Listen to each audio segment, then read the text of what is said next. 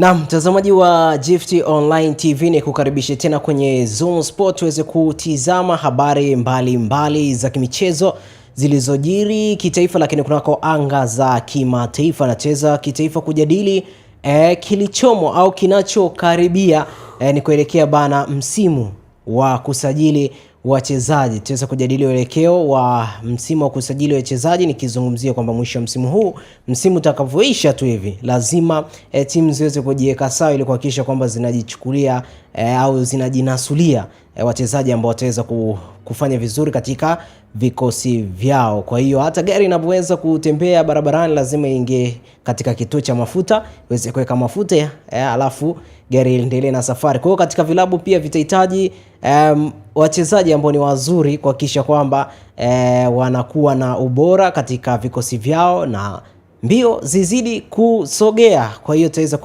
kukujuza hivyo moja kwa moja, lakini pia tutaweza kujadili kimataifa taarifa kadha wa kadha. Tutaweza kujadili mchezo ambao utapigwa kwa siku ya Jumapili, ambapo siku ya Jumapili kutakuwa na Carabao Cup ambapo Liverpool atakipiga na Newcastle United, lakini tutaweza pia kujadili mchezo wa Atletico Madrid dhidi ya Barcelona. Tutaweza kujadili vyema kabisa, ni michezo ambayo itapigwa tarehe 16. Tutaweza kujadili yote vyema hapa ndani ya Zone Sport. Jina langu ni Tobias Kisima, lakini nipo naye Ricky Keyman kuhakikisha kwamba tunakujuza yale yote mengi ya kimichezo. Usisahau kusubscribe, kulike, kushare na kucomment moja kwa moja leo miongoni mwa wanafamilia wa Gift Online TV. Lakini kumbuka tunapewa nguvu na maji ya uzima, na maji haya yanapatikana katika huduma ya Mlima Moria Ministry chini ya mtumishi wa Mungu Gideon wa Maili Sita. Ili uweze kufika katika huduma hii, basi kama unatokea Moshi mjini utaweza kushukia kituo cha Msasani, moja kwa moja ukisogea mbele kidogo utaona bango la huduma ya Mlima Moria. Lakini kama unatokea barabara ya Arusha, basi moja kwa moja utashukia kituo cha Mashine mbele kidogo ya Maili Sita. Basi utavuka barabara, ukishavuka barabara utasogea mbele kidogo, alafu utaona kibao cha huduma ya Mlima Moria, au utaona kibao pia cha barabara Gideon. Basi moja kwa moja ukija na barabara hiyo utakuwa umefika katika huduma ya Mlima Moria. Siku za ibada ni siku ya Jumatano, Ijumaa na siku ya Jumapili. Siku ya Jumatano ni kuanzia majira saa 8 mpaka majira saa 11, lakini pia siku ya Ijumaa majira saa 8 mpaka saa 11, lakini siku ya Jumapili ni kuanzia majira saa 6 mpaka saa 10:30. Kwa hiyo ipo hivyo moja kwa moja. Ricky Keyman, habari za wakati huu bana? Bara nzuri, mambo ni mazuri na weekend imefika, na kikubwa zaidi ni michezo tu tunazungumza hapa. Tumeona mengi yakitokea pia msimu unaelekea ukingoni.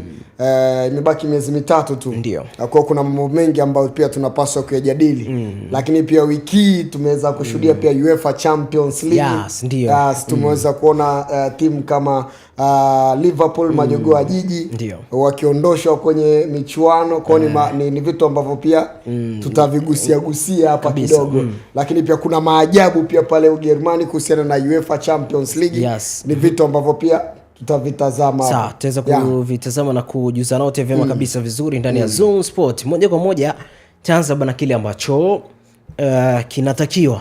Sijui tuanze kwa kikosi gani. Maana vikosi ambavyo tutaweza kuvizungumzia sana ni kikosi cha Wekundu wa Msimbazi Simba pamoja na kikosi cha Wanajangwani Young Africans. Tutaweza kujadili hapo vyema kabisa. Na ikishafikaga kwenye wali kama hizo hapa tunasemaga kwamba lolote linaweza likatokea. Unaweza ukashangaa mtu kaibiwa mchezaji. Kaibiwa vipi? Unaambia kikaa kizembe huyo, unamwona anaenda kukipiga mtaa pili. Unakuta pale au ndo amefika airport. Amefika airport, unasikia bana kashachukuliwa na mwingine. Ndio maana propaganda zinakuwa ni nyingi pia ndani yake. Tunaona hata kwa Aziz Ki alifuatwa nyumbani kabisa na engineer mwenyewe kwamba lolote huenda lingetokea. Watu wanaenda mpaka kujifunga, yani wanaenda kujifanya kuwa kama baba kabisa, ni bali tu ampate mchezaji, sio mchezo. Kwa sababu inaweza likatokea la kutokea. Sawa, moja kwa moja tuanze hapa. Unadhani kikosi cha tuanze cha Wekundu wa Msimbazi Simba moja kwa moja ni nafasi ipi ambayo ni ngumu? Tukianza kwa washambuliaji, viungo, mabeki, au tuje nafasi ya goalkeeper? Tuanzie hapo. Simba msimu ujao mwishoni wa msimu huu wanatakiwa nafasi ipi waweze kusajili wachezaji wale wazuri katika kujiandaa na msimu mwingine? Yes, kuna baadhi ya maeneo ambayo kwa upande wa klabu ya Simba ndio wanapaswa kuhakikisha kwamba wanaingia sokoni kwa ajili ya kuwaleta wachezaji bora. Ukitazama Simba wana wachezaji wazuri, ndo wako kwenye mchakato wa kujenga timu. Ndio. Wana vijana wengi ambao ni wadogo, wako kwenye ubora ambao ni mzuri. Ndio. Lakini sasa tunawatazama katika nyanja ambayo wanahitaji kuhakikisha kwamba kufanikiwa kuleta makombe, lakini pia kufanya vizuri kwenye michuano ya kimataifa. Lazima kuna baadhi ya maeneo wafanyie maboresho, wayaongezee nguvu. Hapa tunatazama pia kwenye eneo la ushambuliaji. Kwa upande wa Simba wanahitaji kuhakikisha kwamba wanapata striker mmoja mwenye ubora zaidi ya mtu kama Lionel Ateba ambaye anaweza akasimama kwenye lile eneo.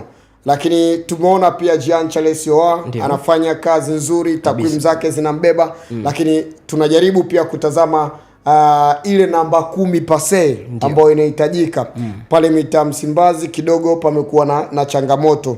Simaanishi kwamba Jean Charles Ahoua ni mbovu, maana shabiki anaweza akakuataki akaanza kusema kwamba kwani Jean Charles Ahoua sio namba 10 mzuri. Ndio, ni mchezaji mzuri, lakini tunatazama namna ambavyo namba 10 anapaswa kuwa.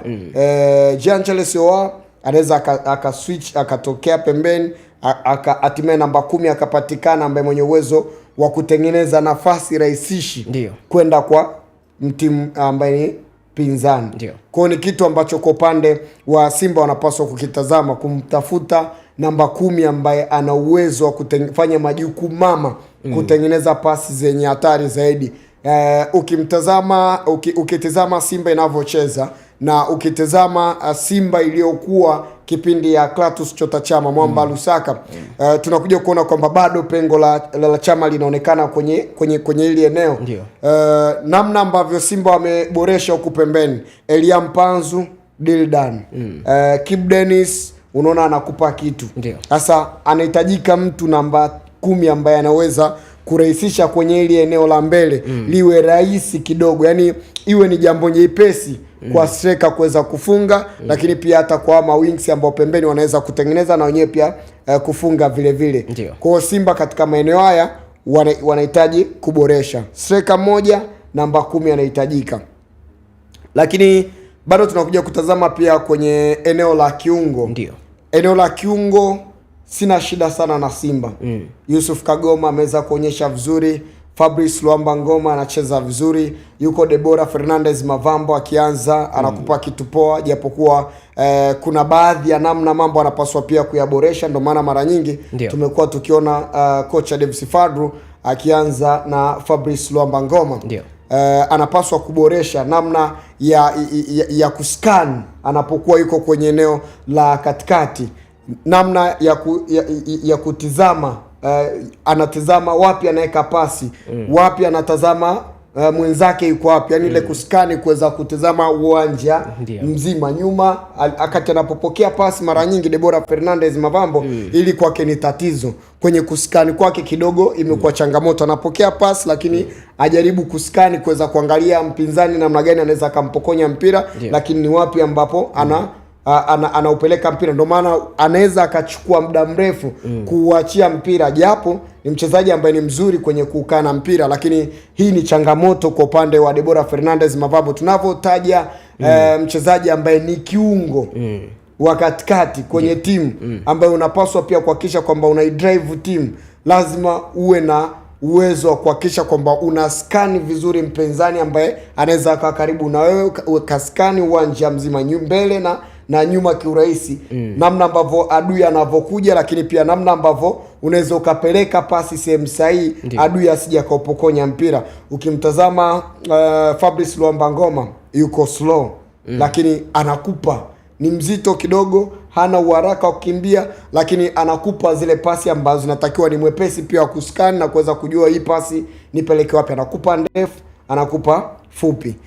Yusuf Kagoma ni mzuri sana kwenye eneo la kukaba, anakaba vizuri, lakini naye pia ana changamoto yake moja kwenye kuweka pasi kwa wakati sahihi, pasi za haraka. Yusuf Kagoma ili ni tatizo kwake. Kwa hiyo ni moja kati ya mchezaji ambaye ni bora, lakini bado ni bora kwenye kupoka mpira. Lakini baada ya kupoka mpira tunasema kwamba kiungo kuna namna kazi nyingine unapaswa kuifanya, kuachia ule mpira ukafika katika maeneo sahihi. Hii pia ni changamoto kwa upande wa Yusuf Kagoma, lakini kwenye kupora mpira Yusuf Kagoma anakupa 100%. Ni moja kati ya kiungo ambaye ni mzuri, namba 6 ambaye anaonekana kwa vizuri, lakini anahitajika mtu ambaye ni bora zaidi ya Yusuf Kagoma. Okojefa yuko pale, lakini bado ameshindwa kufikia ubora ambao aliokuwa nao Yusuf Kagoma. Ni moja kati ya mchezaji mzuri, lakini bado utaona lazima utaondoka kwanza na Yusuf Kagoma kutokana na namna ambavyo anavyofika kwa wakati, namna ambavyo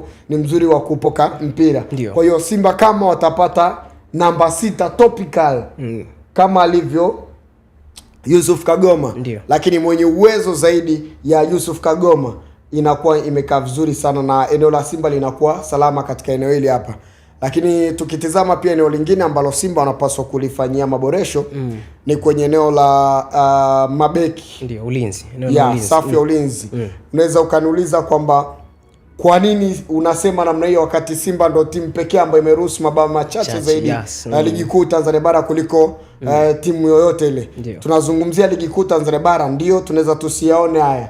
Unaweza ukayaona mapungufu kwenye mechi labda takribani 4. Mechi 2 unacheza na Azam FC, mechi 2 unacheza na timu kama Young Africans, si ndio?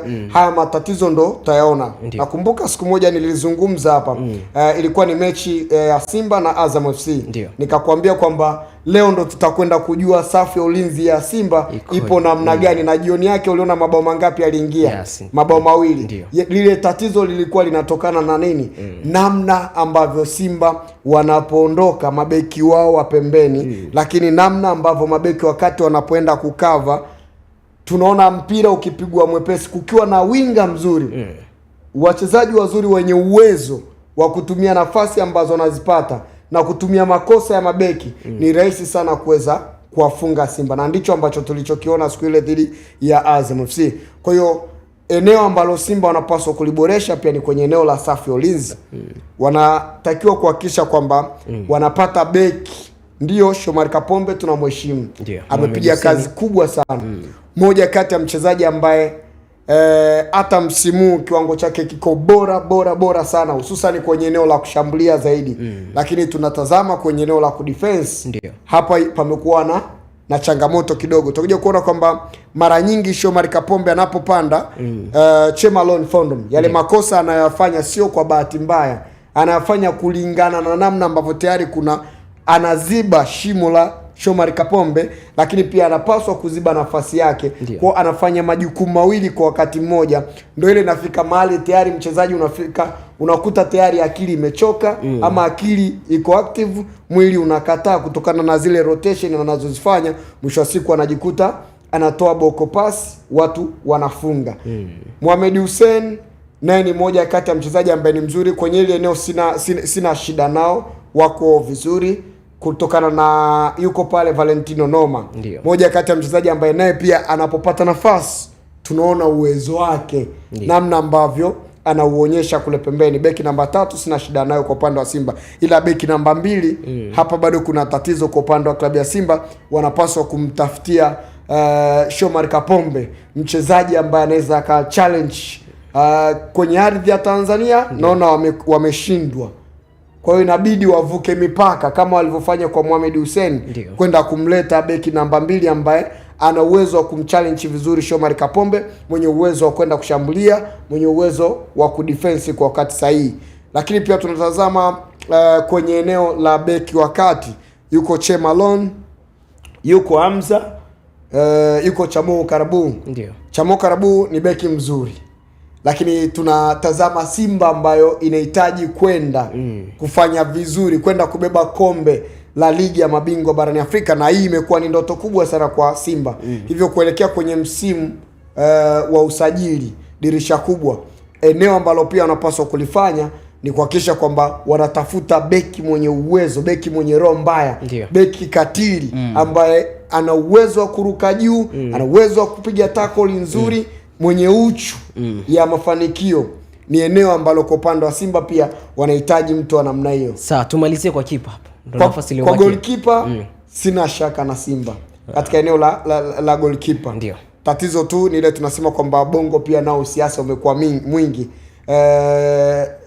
Pinpin Kamara uwezo wake unaonekana kuwa ni mzuri, lakini mtu kama Ali Salim kipa mzuri. Ndio. Ila wangekuwa na uwezo wa kumbakiza Aishi Salum Manula, wakatengeneza tofauti yao ambayo wako nayo na Aishi Salum Manula, kukawa kuna kipa akawepo pale kwa ajili ya kumchallenge Pinpin Kamara, ingekuwa ni eneo zuri zaidi. Sema ndo hivyo, naona maelewano hayako vizuri na tunaenda kumuona akiondoka katika dirisha kubwa. Sawa, moja kwa moja tuseme kiujumla kikosi cha Wekundu wa Msimbazi Simba ni nafasi zote wanatakiwa kutafuta mchezaji, ndo hapo.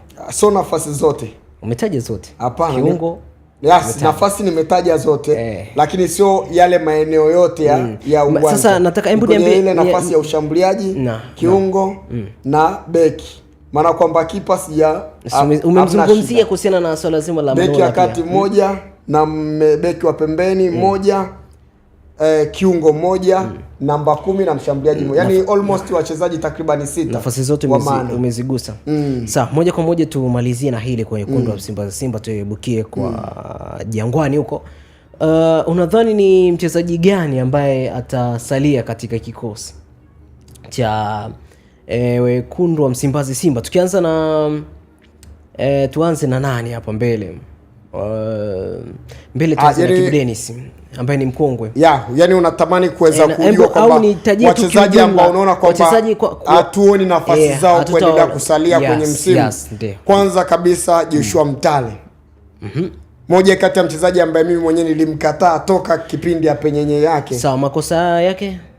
Kwa upande wa Joshua Mtale ni mchezaji mzuri. Ndiyo. Lakini yupo kwenye timu kubwa kuliko yeye. Nahitaji makosa. Nilimuona akikipiga kwenye kikosi cha Power Dynamos. Kule alikuwa na shine. Ndiyo. Alikuwa anaonesha uwezo mzuri. Lakini Joshua Mtale ni mchezaji ambaye anapokuwa na mpira, anapopokea mpira, anajua kudrive, anakimbia, lakini hana skills ya kutosha kuweza kutunza mpira. Ni mwepesi wa kupoteza mpira.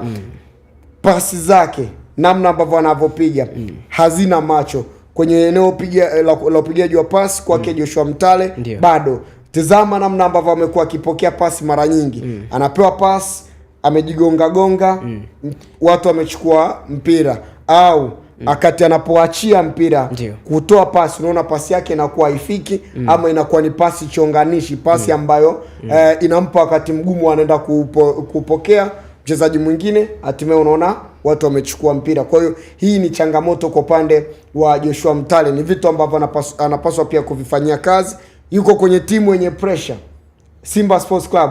Unavyozungumza timu zenye pressure ni Simba Sports Club pamoja na Young Africans, timu ambazo zina mashabiki wengi, mashabiki ambao wana uwezo wa kukutoa mchezaji wa kumtoa mchezaji mchezoni pindi ambapo mchezaji anapokuwa afanye majukumu yake kwa weledi. Sawa, twende mwingine kwa haraka. Mchezaji mwingine kwa haraka ambaye namuona pia yuko shakani, Lionel Ateba.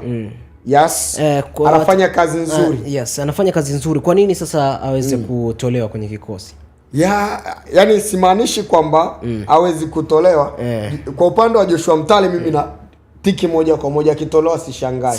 Ila kwa upande wa Lionel Ateba, kuna vitu ambavyo anapaswa kuvirekebisha. Ndio, kama kipi? Utulivu kwenye eneo la finishing. Anapaswa kuwa mtulivu. Ndio. Target yake imekuwa ni changamoto sana. Tazama mechi dhidi ya TMA, anapokea inapigwa cross, amna golini, kipa ameshazidi kugoli ili hapa yeye na goli, lakini tunaona anaokoa baada ya kufunga. Ndiyo. Anakosa bao la wazi kabisa. Kwa kwenye eneo la finishing kwake imekuwa ni tatizo. Lakini ni mchezaji ambaye mzuri sana anapokuwa anaupokea mpira, ana uwezo wa kutunza mpira, ana uwezo wa kuwagonga mabeki, ana uwezo pia wa kutunza mpira mpaka mchezaji mwenzake akaja kwa ajili ya kuachia kutoa pasi. Kucheza na wenzake yupo vizuri, lakini kwenye eneo la finishing kwake ni tatizo. Kwa ni eneo dogo ambalo kwake anahitaji utulivu tu kwa ajili ya kuweza kuhakikisha kwamba anakuwa na target ya kuweza kufunga. Kwa ni vitu ambavyo anapaswa kuvifanyia maboresho ili aweze kuonyesha kwamba ni kwa nini anapaswa kuendelea kusalia kwenye kikosi cha Simba. Vinginevyo nje na hapo katika hii miezi iliyobakia akishindwa kujirekebisha, si nitashangaa naye pia kuona. Sawa, tusogee kwa haraka haraka sasa. Mtende mwingine labda kwa haraka nikitazama Mkwala nani Mkwala bado kuna kitu anapaswa atasalia. Yes, anaweza akasalia. Kwa sababu gani? Kwa sababu imekuwa ni miongoni mwa mzuri kwenye finishing, mchezaji ambaye amepata nafasi chache lakini ameweza kushow, lakini sipo nyingi ambazo amezipoteza. Mkwala kuna namna anapaswa kupewa nafasi zaidi, so kwamba ni mchezaji ambaye ni mbovu, mchezaji ambaye anaonekana kutokana na kutokupewa nafasi, anahitaji kupewa nafasi zaidi ya kujiamini kwenye timu. Kwa kama Simba wanahitaji, watampata striker ambaye ni bora zaidi ya Lionel Ateba, ni bora wakamwacha Lionel Ateba wakamchukua striker ambaye ni bora. Unajua kuna sio kuenda kuchukua tu mchezaji striker ambaye ni sawa, kama ni sawa na Lionel Ateba bora wabaki na Lionel Ateba, ama ni kama ni wakubahatisha bora wamchukue, bora wamwache Lionel Ateba. Kwa maana kwamba wanapaswa kumpata striker aina ya Jonathan Soa aliyoko kwenye kosi cha Singida Black Star. Tazama namna ambavyo amekuwa akiishi kwenye lile eneo, namna ambavyo amekuwa akifanya finishing yake, namna ambavyo amekuwa akiwa na movement ya kunusa sehemu za hatari. Unajua kuna sometimes ukitizama Simba akiwa Lionel Ateba pale, kuna wakati pasi inapigwa unaona kabisa hapa amekosekana mchezaji wa kunusa kwamba hapa mpira utafika nikafanye finishing. Hii imekuwa ni tatizo sana kwa upande wa Lionel Ateba. Kwa hiyo ukimtazama mchezaji kama Jonathan Soa amekuwa ni mzuri wa kunusa sehemu kama hiyo, hapa mpira utafika, ngoja niende nikafanye finishing. Make ubora wa striker pia ni kunusa harufu kwamba eneo hili nikijiposition hapa mpira utakuja, nitaenda kufanya finishing. Mtazame pia mchezaji kama Mabululu ambaye anakipia kwenye kosi cha Al Tripoli. Kama unakumbuka aliwakosa Simba kwenye dimba la Benjamin, na watu wanataniana Mabululu. Yes, yule kweli ukimuona unaona kwenye maeneo hatari striker yupo. Sasa kuna wakati unaona kabisa hili ni eneo la hatari, pasi inakuja, Lionel Ateba uko wapi? Uonekane. Kwa ni vitu ambavyo anapaswa pia kuvifanyia maboresho. Sawa, moja kwa moja mchezaji aliyosalia hapo. Amna. Mchezaji mwingine ambaye namuona pia kwa mashakani, Mzamiru Yasin Bab. Sawa, mwingine huyu ni mzawa, amekaa kwa muda mrefu na hisi ni wakati sahihi sasa kwa Simba kuweza kuangalia kiungo mwingine mzawa mwenye uwezo zaidi yake. Sawa, mwingine mchezaji mwingine kwa ajili ya kulinda kipaji chake Edwin Balua. Mwingine yani huyu unaona ni kwa ajili ya kulinda, sio kwamba ni mchezaji mbovu, ana uwezo mzuri, ila wanaweza wakaenda wakampeleka timu nyingine kwa mkopo na wasimuache wampeleke timu nyingine kwa mkopo aendelee kucheza. Deborah Fernandez Mavambo. Deborah Fernandez Mavambo ni mchezaji mzuri bado anapaswa kuendelea kushow ndani ya kikosi cha Simba, bado anapaswa kuendelea kushow ndani ya kikosi cha Simba, na tunaona kwa upande wa Fabrice Luamba Ngoma anaweza akaondoka kutokana na namna ambavyo timu nyingi zinamhitaji. Timu za Kiarabu zimekuwa zikimlenga zaidi, na kama akiondoka basi anaonekana mtu ambaye atakaendelea kukaa kwenye ile eneo ni Deborah Fernandez Mavambo. Hivyo anapaswa kuendelea kuboresha ile eneo la kuskani ambalo nilikuwa nalizungumza hapa. Lakini kama Simba wataingia sokoni wakampata kiungo ambaye nilikuwa nimesema, hata akiondoka Fabrice Luamba Ngoma hakutakuwa na shida yoyote. Maana kwamba Deborah Fernandez Mavambo anaweza akakaa hapo na akafanya kazi vizuri, akasogea kwenye eneo la juu, kazi yake ikawa ni kusogeza zaidi timu juu zaidi, alafu chini yake kukaa kuna mchezaji ambaye ana uwezo wa kukaba kwa 100% na kuweza kuidrive timu. Sawa, tuje kwa Fabrice Ngoma. Fabrice ndio huyo tulikuwa tunamzungumzia, ambaye ni mchezaji mzuri ambaye sioni kama Simba wataendelea kubakia naye kutokana na namna ambavyo timu nyingi zinamhitaji na yeye pia ameshaonyesha nia ya kuondoka kwa asilimia kubwa. Sawa, moja kwa moja tutizame kikosi chote cha Simba tumekitizama.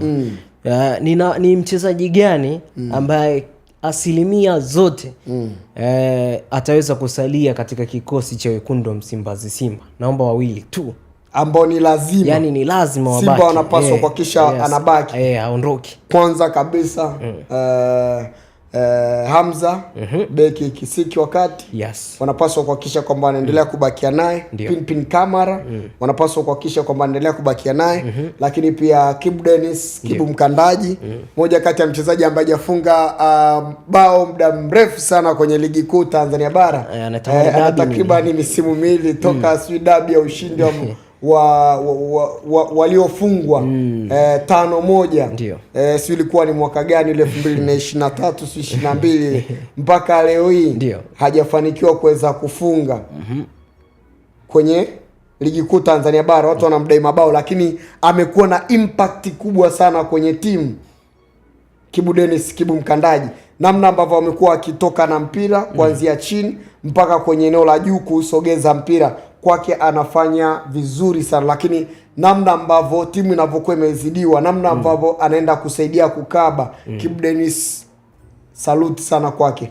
Moja kati ya mchezaji ambaye kwa upande wa klabu ya Simba wanapaswa kuendelea kumlinda, aendelee kubakia kwenye timu. Lakini pia Elia Mpanzu, kuna energy ameiongeza kwenye timu, ana speed, ana kasi, ana energy ya kutosha. Lakini pia kwenye eneo la ushambuliaji tunaona kuna kitu ambacho tayari amekiongeza kwenye eneo la kuassist. Lakini pia Elia Mpanzu ana uwezo wa kukupa mabao, na Elia Mpanzu kwa namna ambavyo namuona kwenye kosi ya Simba, bado namuona ataendelea kuwa hatari zaidi. Kwa hiyo ni moja kati ya mchezaji ambaye pia wanapaswa kuhakikisha kwamba anaendelea kubaki kwenye timu. Wachezaji wanne hao tayari nimeshakutajia. Lakini mchezaji mwingine pia ambaye anapaswa kuendelea kubakia kwenye timu ni Mohamed Hussein Zimbwe Junior, mfia timu huyu. Lazima uendelee kumwacha. Nakwambia kwamba kwenye timu kwenye timu ili timu iendelee kuwa strong, wale wakongwe wanaojua timu vizuri wanapaswa kuendelea kubaki kwenye timu. Kwa mtu kama Mohamed Hussein anapaswa kuendelea kubaki. Shomari Kapombe naye pia vile vile, Baba Esther anapaswa kuendelea kubaki kwenye timu. Ila upande anapaswa kuletewa mtu wa kumpa challenge mwenye uwezo mkubwa sawa na yeye au zaidi yake kwenye eneo la kukaba. Kwa hiyo atakuwa nampa motivation, challenge nzuri ili sije kuleta madhara. Mwingine ambaye naweza nikajiazia ambaye anapaswa kuendelea kubakia naye ni Jean Charles Ahoua. Ni mchezaji ambaye haonekani sana uwanjani, ila anaonekana wakati timu iko na furaha. Nikiwa na maanisha anaonekana kwenye yale matukio muhimu sana. Kwenye eneo la kuassist, eneo la kufunga, amekuwa akifanya vizuri, kwa takwimu zinambeba. Sawa, moja kwa moja tumetizama wote, nani ambaye anafaa kuwa star au tuseme sterling kama kwenye movie, ambaye hata ufanyaje lazima atasalia kwenye kikosi? Wachezaji wote niliokutajia, nahitaji mmoja ni muhimu. Wachezaji wote niliokutajia yani Simba wanapaswa kuhakikisha kwamba pangua wabaki kwenye timu. Kama watashindwa kumbakiza kati yao, basi labda kama anachomoka hapo achomoke tu Mohamed Hussein. Katika wachezaji niliokutajia wote hao wana deserve kubaki kwenye timu kwa 100%. Sawa, wanajenga kikosi na tumeona msimu uliopita waliweza kuaga wengi. Kwa hiyo zilikuwa ni nyingi sana. Sawa, moja kwa moja tuibukie kwenye kikosi cha Dar es Salaam Young Africans. Mtazamaji, moja kwa moja tunaweza kuelekea katika kikosi cha pili. Kwa hiyo usisahau kusubscribe, kulike, kushare na kucomment. Hii ni Zoom Sport, kwa nami Tobias Kisima pamoja na Eriki Keyman. Eriki, moja kwa moja sasa tuje kikosi cha Jangwani huko. Tuliweza kutizama kwamba Simba ni nafasi gani ambayo wanaweza wakajazia kule wachezaji, tumeweza kuipata. Vipi kwa Young Africans? Nafasi ipi ambayo kidogo wanatakiwa watafute mtu pale wamweke katika kikosi hicho? Yanga tukitazama inapaswa kuboreshwa katika beki namba 3. Ni eneo ambalo Young Africans wanapaswa kuliboresha. Eneo ambalo anacheza Nixon Kibabage. Eneo ambalo anacheza Shadrack Boka Saka. Boka ni mchezaji mzuri, beki namba 3 sawa, mzuri, alishatumika pia vya kutosha huko nyuma. Tumeona namna ambavyo alikuwa kwenye kikosi cha FC Lupopo ya pale DRC Congo, alikuwa anaonyesha uwezo mzuri sana. Lakini ni moja kati ya eneo ambalo Young Africans wanapaswa kuhakikisha kwamba wanamleta mchezaji mwenye uwezo zaidi yake. Maana kwamba Boka kuna wakati anakuja anaonekana kama ni mchezaji hatari, lakini anapofika kwenye eneo la juu kwake imekuwa ni tatizo. End product yake imekuwa sio nzuri sana. Like, anapopiga cross zake kuna sometimes anapiga nakupa unasema yes, huyu ndiye, lakini mara nyingi amekuwa akienda pembeni zaidi ama zikiwa zinatoka nje, kwa bado makini wake namna ya kufanya end product kwake ni tatizo. Lakini pia hata kwenye eneo la kudefense kwake kidogo si mzuri sana kwenye eneo la kudefense. Hivyo kwa upande ni eneo ambalo Young Africans wanapaswa kulifanyia kazi katika eneo hili hapa. Lakini pia eneo lingine ambalo Young Africans wanaenda kupata wakati mgumu pia ni kumtafuta mbadala wa Steven Kiaziz. Ndio. Sitegemei kumuona akiendelea kusalia kwenye kikosi ya Young Africans. Kwa sababu gani ambapo ni kutokana na namna ambavyo timu nyingi pia zinamhitaji. Lakini pia eneo lingine ni mchezaji kama Clement Walid Mzize, ambaye pia anahitajika na timu nyingi barani Afrika. Young Africans wanapaswa kuhakikisha kwamba waonyeshe ukubwa kwa kumbakisha mchezaji huyu. Kama itashindikana waingie sokoni wampate mchezaji mwenye quality ya namna ile. Je, wanampata wapi? Hapo ndo changamoto inapoanzia. Mchezaji wa kizawa ambaye mwenye uwezo wa sampuli ile. Nimeona katika penyenye zangu Young Africans pia wanamhitaji Ofen Chikola, mchezaji ambaye kwenye kosi cha Tabora United. Moja kati ya mchezaji ambaye ana uwezo mzuri sana, labda anaweza akawasaidia kama endapo wakishindwa kumbakisha Clement Walid Mzize akaingia Ofen Chikola, mchezaji mzuri anaweza akawapa kitu. Lakini tukija kwenye safu ya ulinzi ya Young Africans, tumezoea kuona Ibra Baka pamoja na Dickson Job wakicheza hapa kwenye mabeki wakati. Wanahitaji kupata mtu ambaye anaweza akawapa challenge sahihi, mtu ambaye hata ikikosekana mmoja basi anakuepo. Na ili eneo tuliona kuna tatizo kipindi ambacho alikosekana Ibra Baka alivopata kadi, lakini pia Dickson Job naye pia akawa hayupo kwenye hali nzuri kama unakumbuka. Tuliona ili tatizo Young Africans waliteseka dhidi ya Azam FC, wakateseka dhidi ya Tabora United. Tatizo ilikuwa ni maeneo haya pamoja na eneo ambalo alikuwa anacheza Yao Kwasi, ambaye sasa hivi wamempata Israel Patrick Mwenda kwenye dirisha dogo, ambapo Israel Patrick Mwenda Yao Kwasi kutokana na injury, mchezaji mzuri sana lakini injury imekuwa tatizo sana. Sasa hivi amekuwa akikosekana mara kwa mara. Kama Young Africans wanaweza wakampata mchezaji mwenye uwezo wa Yao Kwasi au mwenye ubora zaidi ya Yao Kwasi, basi wanaweza wakamwacha Yao Kwasi akaenda zake na hatimaye wakamletea mbadala. Lakini kama hapatikani mchezaji mwenye level zile, basi unaendelea kuwa naye kwa upande wa Israel Patrick Mwenda anaendelea kuwa mbadala. So itoshe kusema kwamba kikosi cha Dar es Salaam ya Africans kinasumbuliwa na eneo la ulinzi. Yes. Kwa sababu ni miongoni mwa timu ambayo pia ukiangalia goalkeeper na yeye miongoni mwa timu kubwa, goalkeeper pia na yeye ni miongoni mwa kwa upande wa goalkeeper naye pia anaweza asibaki kutokana na timu nyingi na zenyewe pia zinamhitaji. Utofauti kumhitaji, lakini tunaweza tukaangalia pia mkataba wake kwa sababu aliongezewa tena miwili. Yes. Ndio unaweza ukao na mkataba lakini watu wakapanda fedha nyingi wakamvunja. Eneo la ulinzi, eneo la kipa. Tuje eneo la kiungo. Kwenye eneo la kiungo Young Africans, kwa sababu tuna hati ya kumkosa na Alidi Aucho Alidi Aucho ni mchezaji mzuri, ana uwezo mkubwa na amekuwa akifanya vizuri kwenye eneo la kiungo. Na kwa upande wa Young Africans labda ni kumletea mtu wa kumchallenge, maanake kulingana na namna ambavyo ametumika kwa vya kutosha kwa muda mrefu, hatuwezi jua kwenye msimu ujao kwamba kama anaendelea kusalia kwenye kosi ya Young Africans basi apatikane mtu ambaye ana uwezo wa kumsaidia kukava kama endapo yeye mwenyewe atafikia stage ataflock kutokana na namna ambavyo amecheza kwa muda mrefu kwenye ile eneo. Sawa.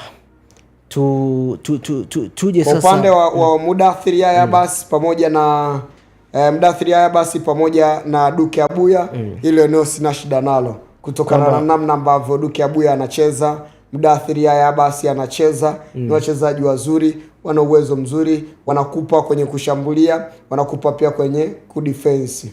Kuna mbadala wa Mudathir, nani yule? Jina limenitoka. Ndio yule alikuwa anamtaja Duke Abuya. Tofauti na Duke kuna mmoja ambao huwa pia wanakuepogi sana wanalinganishwa kati ya Mudathir na Musonda. Yes, Musonda. Vipi kwa Musonda? Kennedy Musonda yeye huwa anacheza pembeni au kwenye eneo la juu. Yes. Ni tofauti na Mudathir. Kwa upande wake yeye atasalia kwenye kikosi cha kwa Young Africans wanaonekana kwa upande wa Kennedy Musonda wao wanaonekana hawana impact naye sana. Makocha ambao wamekuwa wakija hapa kuna namna ambavyo naweza nikasema labda wanashindwa kumtumia Kennedy Musonda, lakini Kennedy Musonda kwangu mimi ni dhahabu ambayo iko ndani ya Young Africans ambayo hawajajua namna ya kuitumia kutokana na namna ambavyo tumemwona akiwa kwenye timu ya taifa ya Zambia. Kwenye michuano ya AFCON tuliona namna ambavyo alionyesha uwezo mzuri sana. Kwenye yale mashindano alifanikiwa kufunga mabao 6 kwenye timu yake ya taifa ya Zambia Chipolopolo ile kupata nafasi na kuweza kuscore mabao kama 6 kwenye zile mechi chache, so jambo jepesi. Ni kitu ambacho kwa upande wa Kennedy Musonda inaonekana kwa upande wa kocha timu ya taifa ya Zambia Chipolopolo anajua namna ya kumtumia, na anakasirishwa sana na kuona namna ambavyo Young Africans hawampi nafasi. Kuna siku alizungumza kabisa na kusema kwamba mimi natamani kumuona Kennedy Musonda akitafuta timu nyingine akitoka kwenye kikosi cha Young Africans, na achukizwa sana kwa namna ambavyo wanashindwa kumtumia, maana kwamba anaona kwamba anadhoofishwa kiwango chake kiasi ya kwamba kinaweza kumletea athari kwenye timu yake ya taifa. Sawa, moja kwa moja tumalizie. Kwa upande wa Prince Dube sina shida naye. Yes. Alianza chini, sasa hivi yupo anazidi kukaa kwenye mkao. Anazidi kuanza kuonekana na si mchezaji mbaya, ni mchezaji mzuri, sema tu ndo vile basi tu. Lakini kwa upande wa Pacome sina shida naye kwenye hilo eneo. Jonathan Ikanga Lombo, sajili mpya kwenye dirisha. Yes, afu nilitaka kuzungumzia sijui nini kilikuwa kinataka kunikuta kwenye dirisha dogo. Ni mchezaji ambaye tumeona ameingia, kacheza mechi 2 lakini katika dakika chache, katika dakika zangu chache ambazo nimemuona, ni mchezaji mzuri, sio mchezaji mbaya, mchezaji mzuri. Lakini namna ambavyo Young Africans walivyo, anapaswa kuongeza sana. Anapaswa kuongeza kiwango chake kama anahitaji kuingia kwenye first 11 ya Young Africans, basi anapaswa kuongeza zaidi ya kina Maxim, pia zaidi ya kina Pacome, zaidi ya kina Prince Dube, zaidi ya kina Clement Waldi Mzeze, ndio tuweze kumuona akiingia kwenye first 11 ya Young Africans. Kwangu mimi ni mchezaji ambaye yuko Young Africans, lakini kiwango chake cha kawaida, simuone akiingia first 11, labda atakuwa kama mbadala. Ile super sub ya kocha, tunasema kwamba tayari mpango A umefeli, basi mpango B tumuone Jonathan Ikanga Lombo. Sawa, tumezungumza kwamba swala la ulinzi kwa Simba, kwa Yanga ni tofauti pamoja na swala la kipa. Moja kwa moja, ni eneo gani ambalo lingine Yanga wanatakiwa waweze kuligusia katika usajili? Katika usajili Young Africans, kama wakipata winga mmoja ndio ambaye ana uwezo wa kukimbia pembeni kidogo, inaweza pia ikawa ni nzuri sana kwao. Japokuwa kwa siku za karibuni Young Africans wamekuwa watumii sana wings, wamekuwa wakipitia zaidi katikati, lakini wakipata wings moja mwenye uwezo wa kukimbia pembeni, inaweza ikawasaidia pindi ambapo unakuta labda unakutana na timu ambayo tayari imefunga kwenye eneo la katikati, wakashindwa kupitia katikati, na hatimaye wakatumia wings moja mwenye uwezo wa kukati, mwenye uwezo wa kuingia kwenye eneo la box, anaweza akawasaidia kwa asilimia kubwa sana. Sawa, moja kwa moja cha kutamatisha hapo kati ya usajili, swala lazima kwenye vikosi vyote. Cha kutamatisha ni kwamba kulingana na namna ambavyo hizi timu zilivyo, ndio kwa upande wa Simba, wakati wanaingia sokoni wasifanye makosa ya kina Joshua Mtale. Wanahitaji utulivu wa hali ya juu. Kwa upande wa Young Africans, timu yao iko vizuri, ni namna ya kuendeleza, lakini wanapaswa kurecruit, kuhakikisha kwamba namna ambavyo wanaingia kwenye usajili walenge yale maeneo ambayo yanaweza akaleta athari kwao. Mfano kuna mtu kama umemzungumzia hapo Alidi Aucho Lenigusia, ni moja kati ya eneo ambalo wanapaswa pia kuwa nalo makini, kutumia akili hali ya juu, kwa sababu huwezi jua Alidi Aucho msimu ujao atakuwa katika ubora gani. Na ni wachezaji ambao tumeshaona wamewapa Young Africans mafanikio misimu 3 mfululizo. Kwa kwenye kurecruit kwao ndo wanapaswa kuwa makini, na katika yale maeneo ambayo wanajua msimu ujao inaweza ikawa ni shida kwao. Yes, moja kwa moja mtazamaji, tuweze kuibukia kimataifa bana. Europa jana ilikuwepo, michezo ilipigwa mingi kweli kweli. Atletico Club wakipiga na AS Roma, kina Lazio na Victoria Plizen wakiwa wamedraw kwa 1-1. Ilikuwa michezo mingi ikiwepo pia Manchester United pamoja na Real Sociedad, ambapo Man U waliweza kuibuka na ushindi wa bao 4-1. Naona kidogo Man U hapa wanajitahidi jana wamefanikiwa kuibuka na ushindi kwenye Europa. Ni moja kati ya timu ambayo kwa siku ya jana watu